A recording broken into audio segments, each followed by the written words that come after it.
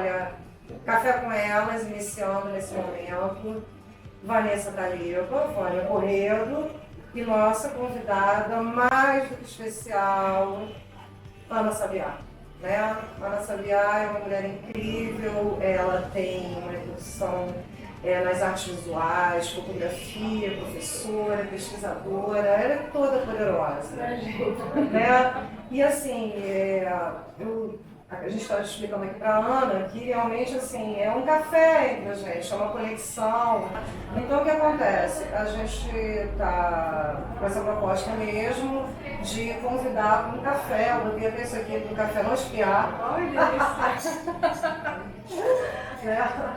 E aí, Ana, é isso, são encontros, conexões, leveza, sorrisos, sabores, né, perfumes, né, e com isso criar conteúdo, que é bacana, essa questão de também criar memórias nossas, né, dos nossos trabalhos, sua exposição, documentar, entendeu? Então, assim, é um momento que eu acho que tem é um momento também que vem com uma carga de afeto, sabe? Uma carga sem expectativas, com essa suavidade que eu e a Vanessa criamos o Café com Elas, né? E a Ana está chegando aqui no Rio com uma grande exposição, mas a gente vai falar da exposição daqui a pouco. Primeiro, a gente quer conhecer a Ana, mesmo, de verdade, porque, olha, assim, na época foi criado um movimento nacional chamado Fotógrafas Brasileiras. Sim, não é? E a Vanessa e eu estamos trabalhando juntos nessa época, né? Nós criamos realmente esse movimento todo, que foi incrível, e que criou essa rede entre a gente, né? E eu lembro que uma das coisas mais legais para mim foi a surpresa de encontrar tantas fotógrafas, né, no Brasil, brasileiras, né, no Brasil, no exterior, tão rápido, né, Vanessa? Foi muito rápido, né? E poder visualizar, né, numa época que o online estava ganhando força ainda, visualizar trabalhos e mulheres incríveis, né? De conhecimento das mulheres, fazia-se, exatamente. Muita coisa surgindo com isso, né? Porque teve um lugar muito importante que estava acontecendo esse conhecimento das pessoas em cima do uso da tecnologia, da aproximação. Essa história que é construída na nossa sociedade, que as mulheres estão sendo é uma falácia, né?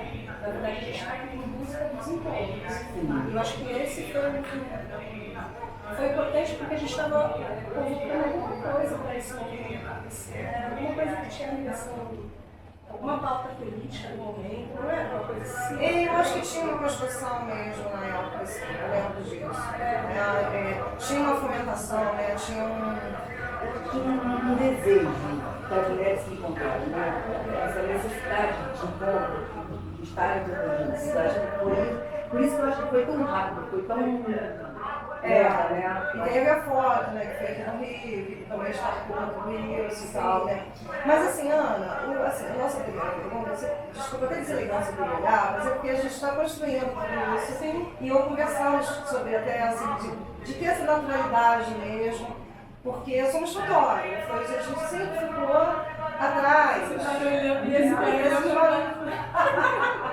Vai acontecer. Vai assim, a gente vai, né, nesse formato. Então, assim, na verdade, a primeira pergunta que a gente vai fazer é quem é a Ana? Quem é essa Ana?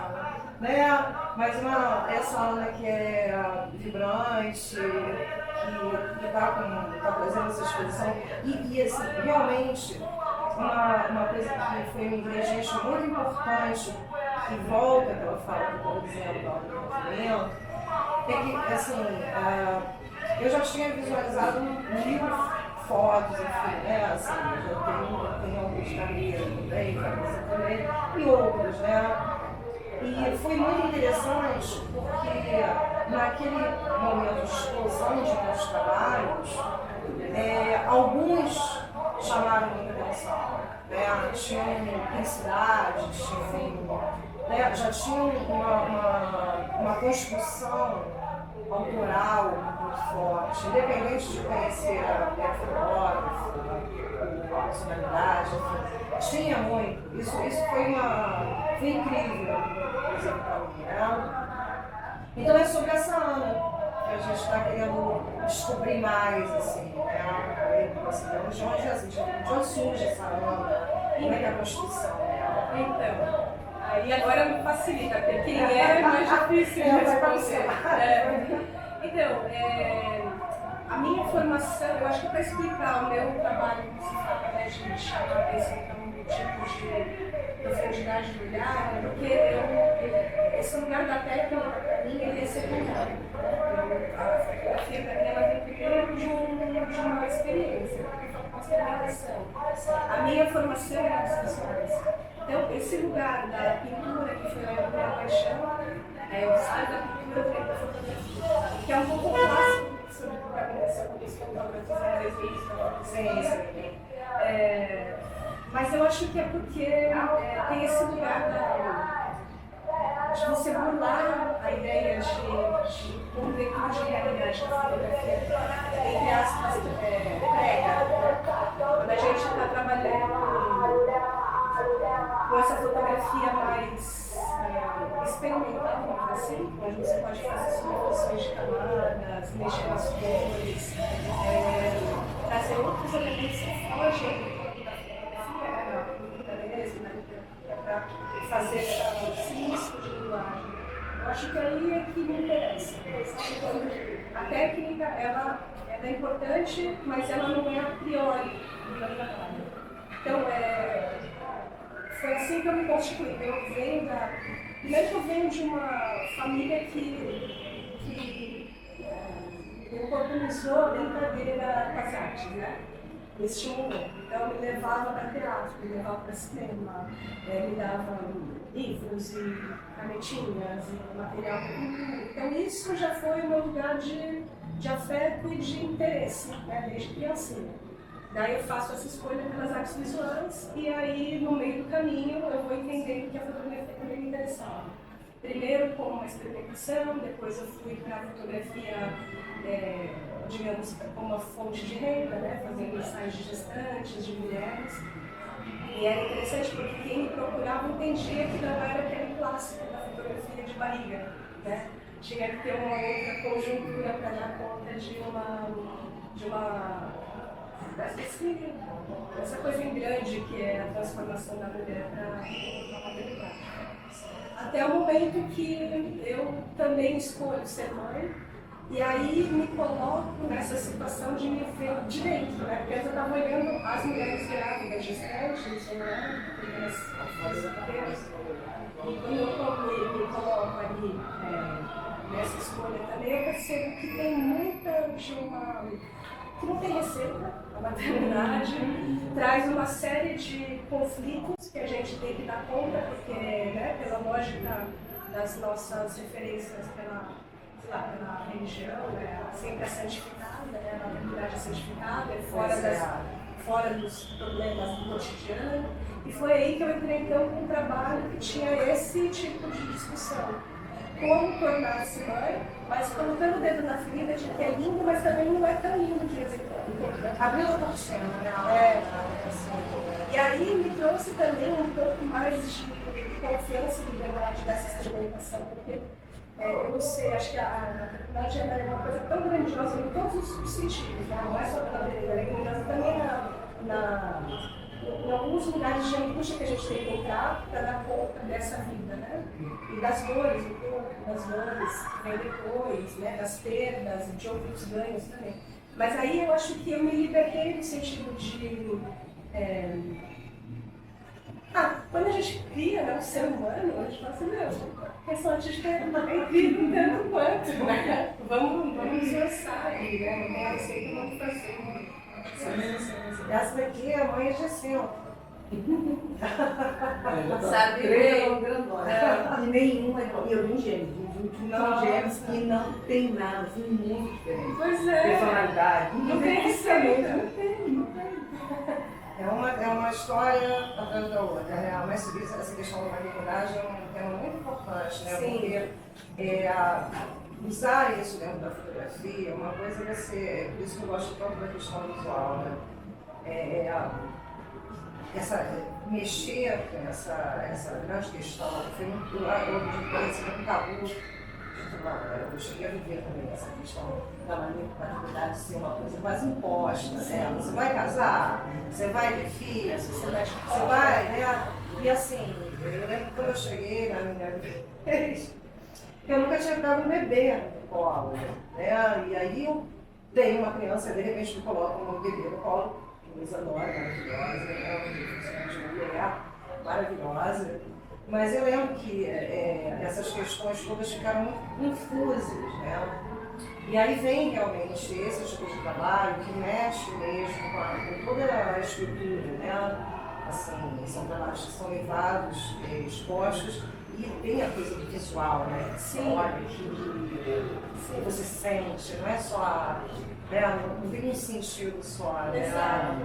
Porque eu gosto muito dessa ideia de que aquilo que você deixa sem mostrar na fotografia é o mais interessante, né? Aquilo que tem o Roland Barthes, né, no filme A Câmara Clara, ele fala de um tema muito interessante, né, que é toda uma discussão sobre se a fotografia é válida, digamos, como linguagem artística ou não.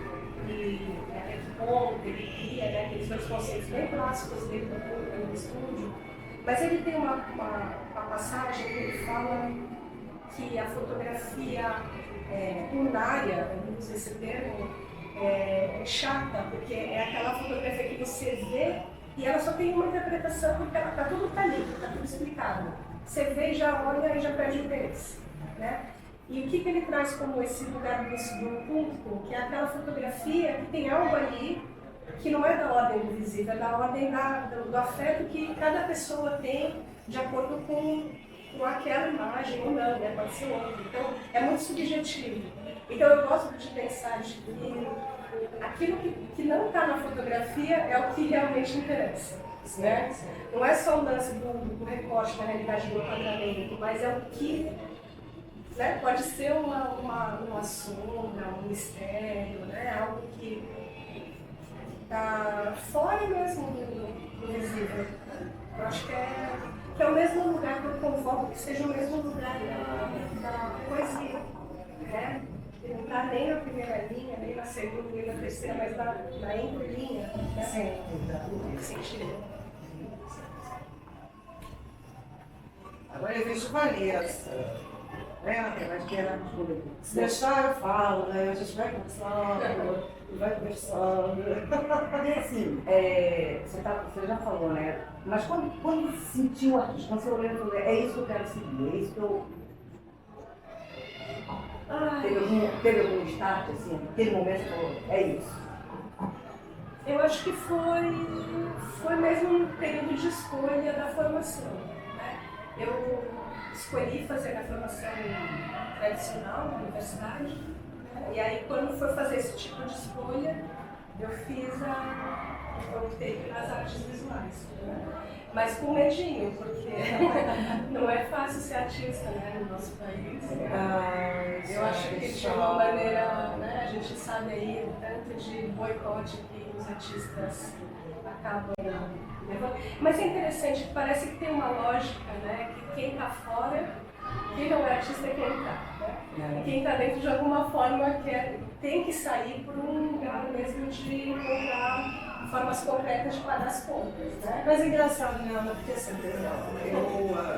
eu tenho uma história um pouco próxima, assim, né, com a sua. A gente fez a vida, né? Por isso que é bom tomar um café, né? Assim, eu também venho de família, de artistas, enfim, daquela evolução da infância e tudo mais. E aí eu vou esbarrando, vou crescendo, vou esbarrando com tudo isso, e entro também com aquelas artes. Eu vou transitando até, assim, chegar a um ponto transformador, até eu me encontrar. E é sobre isso, talvez, eu acho que eu vou quebrar aqui o roteiro e te perguntar, porque assim, eu gosto demais de uma palavra chamada paixão. Eu gosto também. Sabe? Ela é assustadora, né? Eu acho que é uma palavra que assusta, ela é bonita, tem toda uma coisa, assim, mas ela é uma palavra assustadora, porque é algo que te arrebata e você tem que estar firme ali e entender esse processo e ele te muda, né? Ele te transforma, né? E assim, eu lembro exatamente do momento da minha transformação, que foi quando eu vi a primeira vez uma foto minha nascer, né? Ainda no laboratório. Você teve assim? Você lembra disso? Começando ainda um pouquinho com essa memória. Eu acho que a fotografia, como eu falei, né, ela veio um pouco depois. Eu primeiro vou retomar essa história da paixão, eu gosto dessa palavra. Não é? É uma coisa assim. Eu adoro o conceito, porque a paixão ela não é só da lógica do apaixonamento feliz, né?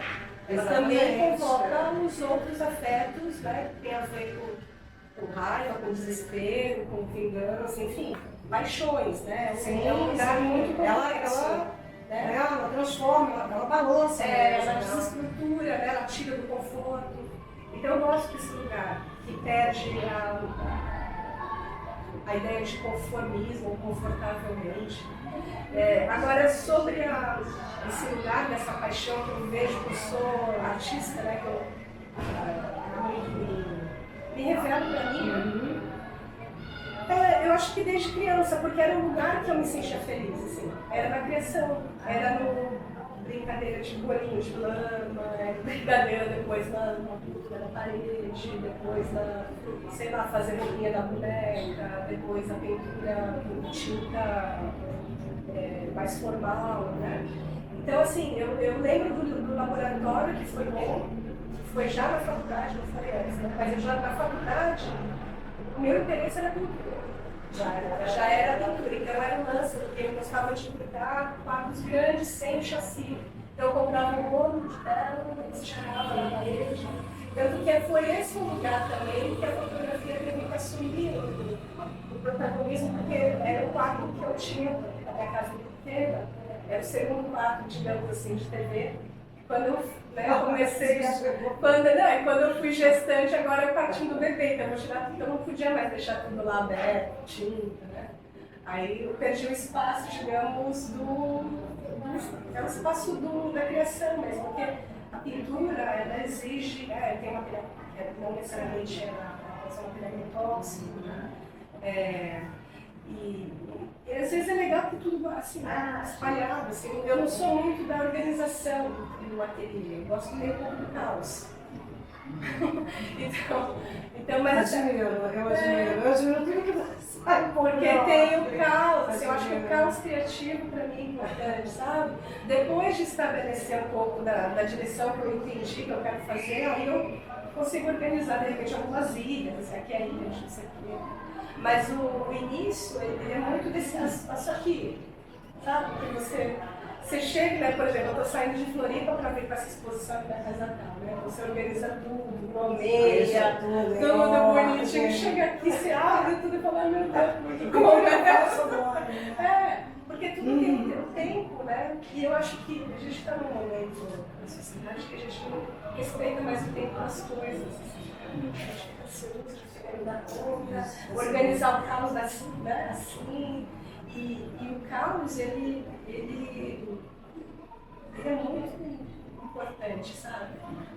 Eu acho que tem um lugar ali que o caos é um lugar de sair das estruturas, de sair da racionalidade, de sair do programado, né? E muitas vezes uma coisa muito interessante surge dessa não programação, do caos. Você fala, gente, eu estou vendo um negócio aqui que nunca tinha visto, assim, vou usar aquilo como trabalho. Eu gosto disso também, eu gosto de improvisar, ver a coisa crescer, do nada, assim, às vezes eu estou fazendo coisa e aí do nada eu tenho uma ideia completamente diferente, vou com um outro caminho, assim, às vezes meu marido fala, mas você não vai fazer isso? Você está fazendo outra coisa, você não sabe o que é. Eu falei, mas é isso, eu não sei o que quero, eu estou indo. Tem o Federico Fellini, é uma grande referência de cineasta, né? Nossa, eu amo. E ele fala que pro filme dele, tanto é que ele usa isso como um enredo do filme, o 8,5 é isso, é um diretor que está lá cheio de pressão dos estúdios para fazer o filme patrocinado, e o diretor mesmo não sabe que ele não entender, né? Ele vai meio que tentando sair pelo escanteio para não dar resposta para o jornalismo. Eu acho que ele fala uma coisa muito linda, assim, que o filme, para ele é um acontecimento que o filme vai dando conta do que ele tem que filmar. Porque se ele fosse filmar algo que já estava tudo prontinho, ele não teria o interesse da viagem, entendeu? Seria tipo, ele falou assim que o filme que dirige ele, não o contrário, não é ele que dirige o filme. É isso. Então tem um lugar interessante que é isso, isso. né? Que o trabalho te dirige. Fala assim, meu, eu queria isso, mas olha o que me está me dando, né? Olha essa resposta aqui, olha essa luz. Né? Olha onde eu posso pegar essa luz e trazer para aqui, por esse que eu já feito, sei lá. Né? Você vai fazer uns hiperlinks que é só do nosso processo individual. Né? Eu acho que o fotojornalismo me encantou por conta disso. Porque você não sabe o que você vai encontrar. É um momento. É verdade. Você tem que estar preparado. Nossa, na rua mais ainda, né? E é assim, eu fiz muito distúrbio civil. Foi em 2014, 2015. Sim. Né? Então você não sabia que vinha do alto. Então, pra mim era isso, era o instante. Viver o instante ali intensamente. Mas é engraçado, né? Porque a gente está conversando e a conexão dessa conversa vai toda para uma outra palavra que eu adoro, que também eu acho que assusta, que movimenta, que é chamada tempo. Né? E assim, nós da imagem, seja lá em formato, somos nós jornalista clássica, isso também, documental, quer dizer, tem uma conexão, tudo tem uma conexão. E o tempo para a gente é algo fenomenal, né? Porque a gente não sabe realmente quando vai acontecer, o que vai acontecer, né? E você realmente, assim, você chega com uma intenção, ou até a gente, eu acho que a gente sempre, eu sempre imagino alguma coisa no trajeto que eu estou fazendo. Parece que tem uma construção, né, que vem da imaginação. Eu acho que eu vou encontrar isso. E realmente quando você chega, tudo se transforma. Eu acho sensacional. Assim. Eu acho que isso é um ingrediente na vida que eu não consigo viver sem. Eu até primo, se tiver assim, não, vai ser diferente. Assim, não vai.